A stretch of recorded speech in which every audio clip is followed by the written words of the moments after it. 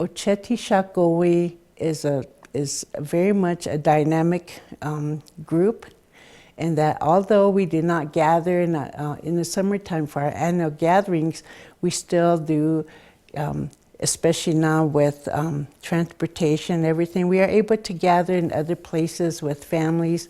But that I would want my students to know that they're very much alive.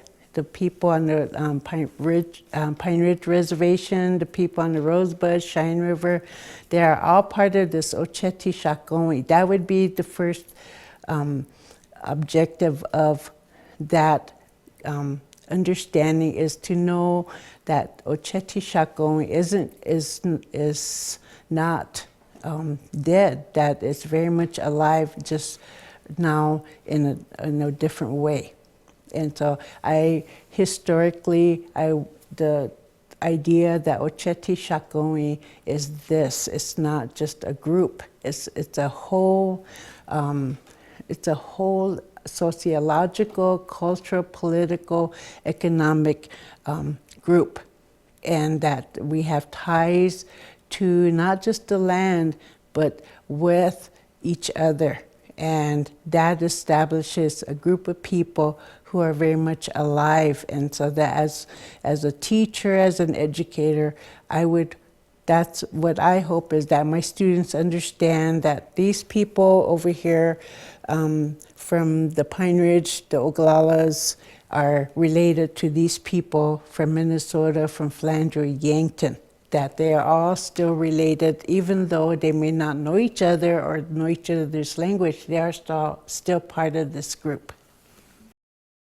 Oral storytelling was very important because you had to be able to listen, and you had to be able to retain, you had to know cognitively what was important in that story, in what was being said. So you had to listen. And fortunately, we grew up in a time when we were told that if you're going to come to this gathering, you have to sit and listen. Next time, if you don't, next time you're staying home. That was it. No argument, you know. There was no time out, nothing. You stayed at home, you know.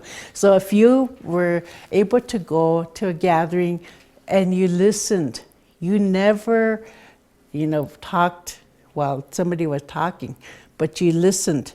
And what I was taught was that you always listen to a person when they're speaking, particularly if they're older than you, and they're in a position where they have respect, authority, whatever. If they're speaking, there is no way you should be talking or doing anything else. Your whole attention should be, the focus of your attention should be on what that person is saying. The value of oral tradition, storytelling, language, whatever, is that you learn to listen and you learn critically.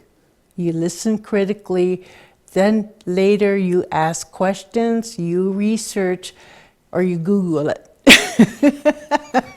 But those are oral tradition. If you, I used to teach little kids language, taught them Lakota language, and I used stories a lot, the Iktomi stories.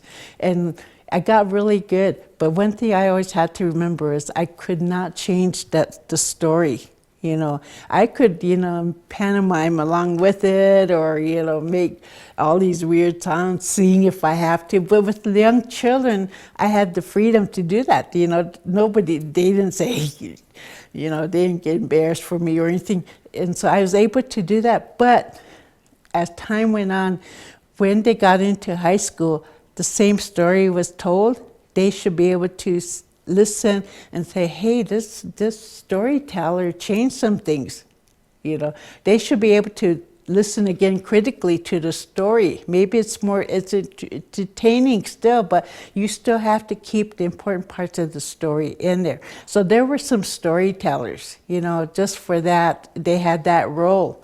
Not everybody was a storyteller, but you still had to be able to listen, and if you're going to tell that story another time, make sure you get the story, the concept, everything of it, so that when you do tell it, it's accurate. And that's all part of that oral language, that oral tradition, is always listening and listening critically and know what to do with the information that you receive.